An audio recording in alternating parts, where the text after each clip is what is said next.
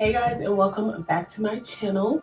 It's me, Kimara, back with another video. And for today's video, we're going to be talking about post-grad depression. It's going to be another one of my chit chat, get ready with me, but we're actually talking about something, not just chit chatting. I'm starting with primer, the NYX first base primer. Yeah.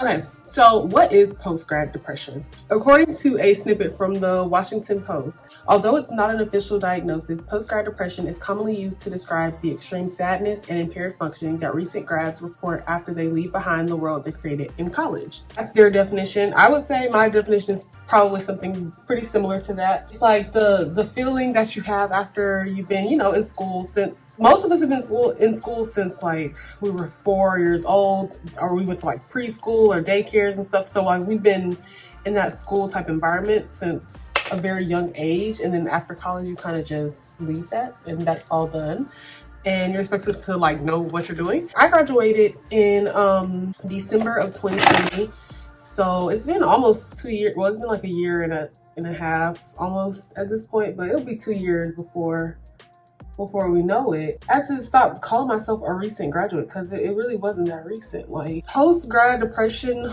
like it was very different because there's a pandemic going on. So it's like on top of feeling like I had to basically grieve the loss of my college experience. Like when we first went off campus, y'all remember when everybody was like thinking we was just getting an extra week of spring break and then we just never went back to campus that year?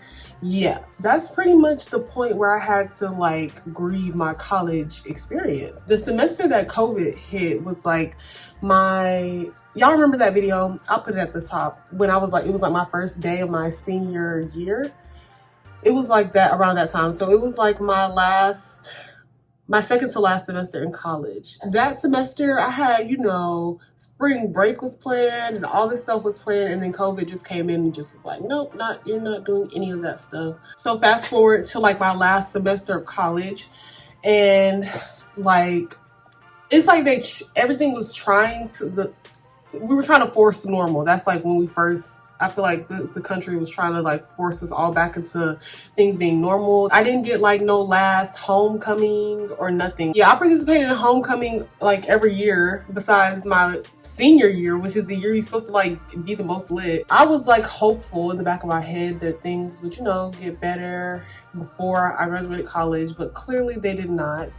So I ended up not even going to graduation. It was kind of because of COVID, but not really. Like I could have went to graduation. Graduation definitely happened. I could have attended, but I was just like, why? Like I just didn't want to go, honestly. It didn't really have anything to do with COVID. I just really didn't see a reason for me to go to that. My work cycle, that comes into play too with like post-grad depression, because it's gonna all make sense. But so when the pandemic started, I worked at Starbucks still. And then of course campus shut down, so I couldn't work there no more.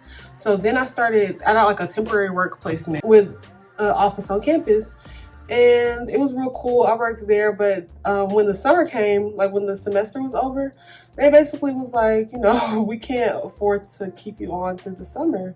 So I ended up being on unemployment for like a few months. When school was starting back, well, I think school had actually already started back.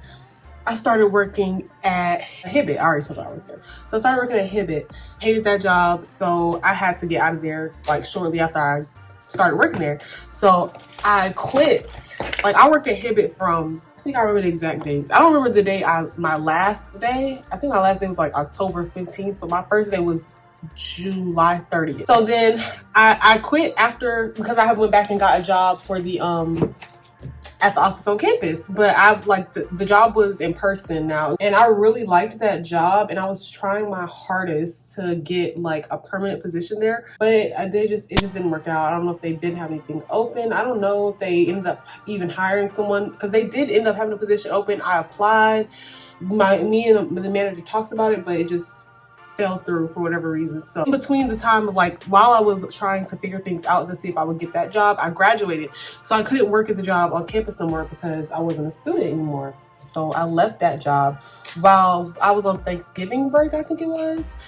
Hibbett called me after I quit randomly like a couple months back. They called me and was like, hey, we know you're graduating. Would you like to like come back and work here? Basically, I should have said no. I really should have said no. But I ended up doing it because I was like, I need money. And they were talking about possibly, moving me up to management after a while and stuff. And I was like, I guess that would be good experience on my resume. Basically, I ended school, like the last official day of classes was, it was like December 13th or December 12th. I started at Hibbett the next day after. So I remember my roommates threw me a graduation party, like just like, something small, just us, because, COVID was running through the streets. I was literally crying at the graduation party because I did not want to go back and work at Hibbett. Like I just knew I just didn't want to work there. It made things a lot worse for me mentally. And it was just super depressing. I was like really going through it because it was like I graduated and it was super anticlimactic. Like I just woke up one day and I just like wasn't in college anymore. I was working this job I hate. I didn't know what the next step was. I would say like I planned to graduate college, but I didn't plan that much, because how do you plan? Like how do you know what you're planning for? Oh, there were also other like opportunities that I didn't get to follow or do because the pandemic like put so much stuff on a hold. And of course there are people that did like graduated before COVID happened and they like dealt with post-grad depression for whatever reason, but I'm just telling you what was going on with me. So as far as a plan to graduate, and that's like a lot of articles you read, their suggestion for like getting through post-grad depression or to like prepare for post-grad depression is to plan ahead. But it's like you can plan ahead, but so it's not really clear like what you're planning for. And also it's like, yeah, you go to college for a certain thing because that's what you think you like, and say you happen to get a job in that after college, like right away you start immediately in that field. Who's to say once you actually start doing that thing that you're gonna like it? Like 9 times out of 10, you're not gonna like it at first. So that's one thing I really didn't like about a lot of the articles that talk about postgrad depression is it's like plan ahead, and you won't do that. It's like, what am I planning for? And I was applying for like a lot of jobs and stuff like that, going to job fairs, doing a lot of stuff before I graduated, trying to set myself up for certain opportunities. And I had like a lot of work experience, but still, it just wasn't like nobody was really trying to hire me. So while I'm working there, I'm applying to like a lot of jobs. That's when I enrolled in real estate school, which I'm still in real estate school. Like I need to finish it.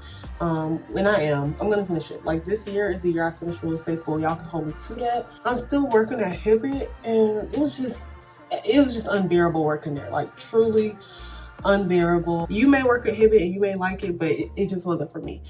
And so I ended up one day, I was just like, I gotta get out of here. I didn't have a job lined up or anything, and I just quit. I turned in my 2 weeks notice on March 13th, and my last day was March 27th. So 3 days before my birthday.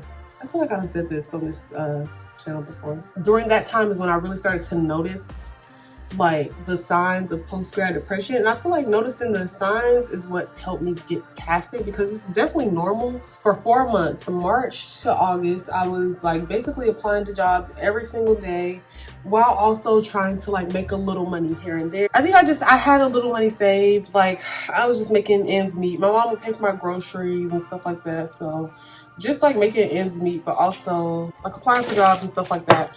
But that brought me to a whole nother realm of post-grad depression, because there's like the post-grad depression where you're working a job you hate, but there's also the one when you're not working at all, and you start to see your peers that graduated with you, or some after you, or some before you, or whatever, that are getting all these seemingly good jobs. That's another thing I think I'm realizing, is that you can perceive someone to be like doing what you wish you were doing, but everything comes with its own set of problems. Like focusing on what the next person got, they're dealing with their own stuff as well. And I realized that because a lot of people, when I tell them what the place I work and what type of job I have, they're like immediately thinking I have like such a cool job, and I'm like, y'all don't understand, a job is a job. Like, and I think that's like a big thing that causes post-grad depression, like comparing yourself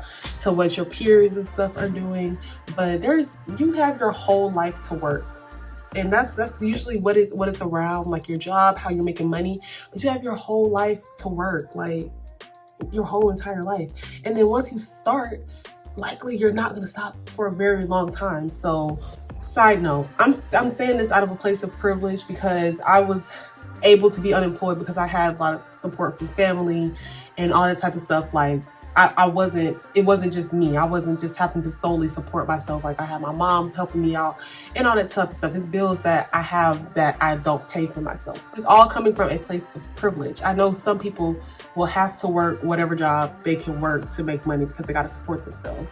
And that is a whole different situation. But I do think if you have the chance to be unemployed for at least a little bit after graduation, it can be a good thing. In the moment, it feels like depressing, like, oh, I'm not making no money, I can't get the things I want to get. I look back to when I was unemployed and I'm like, I wish I would have enjoyed that time more. So if you're a recent graduate and you're like unemployed right now, take a moment to be grateful that you're getting to experience that, because there will come a day where you'll get a job, you'll get the job you wanted, and you'll have all your hopes and dreams, but you'll probably miss being unemployed just a little bit. Even because I like to make money, so I don't miss it that much, don't get me wrong. But that type of free time, you do not get back. Like, and to me, I definitely value money, but I value my time so much more.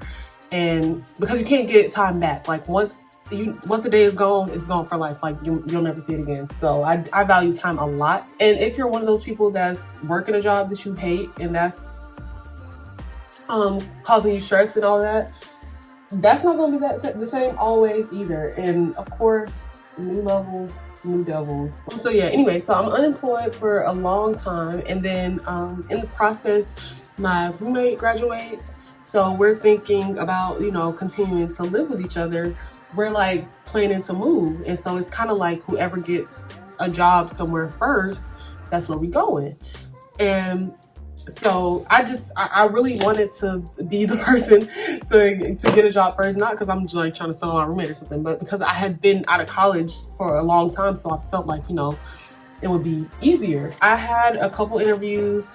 I was getting scammed. Y'all can go back to that, the avoiding pyramid schemes in your job search. Y'all can go back to that video. People were like trying to scam me. It was just like a high stress time for me.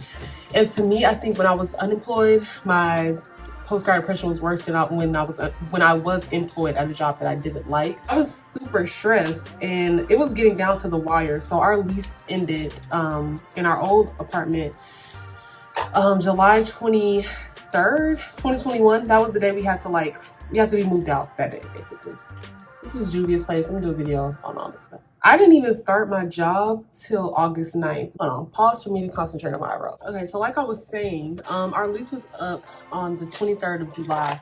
I did not get an offer letter and an offer for a job till like July 10th, and it was like I hadn't even gotten official paperwork and stuff yet. That was pretty stressful in itself because I was basically like waiting down to the wire. Of course, my roommate had already gotten a job, so I was like behind, and I was like really like it was different me comparing myself to people like not like around me, like, you know, peers that I don't see every day. But then I was like feeling like, oh. So I ended up getting a career counselor. After my meetings with her, I would tell my roommate, I'm like, that was the opposite of therapy. Like whatever therapy is, that is like the direct opposite. So that really made the problem worse. Of course, I did end up getting a job, so I do think some of her tips helped. But yeah, I remember one day, like shortly before I got the job that I have now, it was actually after my first interview with that job, and I just felt like it didn't go well. And I had a meeting with my career counselor, and I was just like crying in this meeting, like telling her like I'm just over it, like this is tiring. And that's something else that I feel like a lot of people do not consider. It's really depressing to get rejected over and over and over again for anyone. Like, of course, like a couple times, like it's not a big deal, but when it's like an over and over and over again, and you're tweaking stuff, you're changing things, and you're still getting rejected, like you're trying super hard and you're still getting rejected for jobs and stuff, it could be really discouraging and depressing. So yeah, my college offered free career counseling.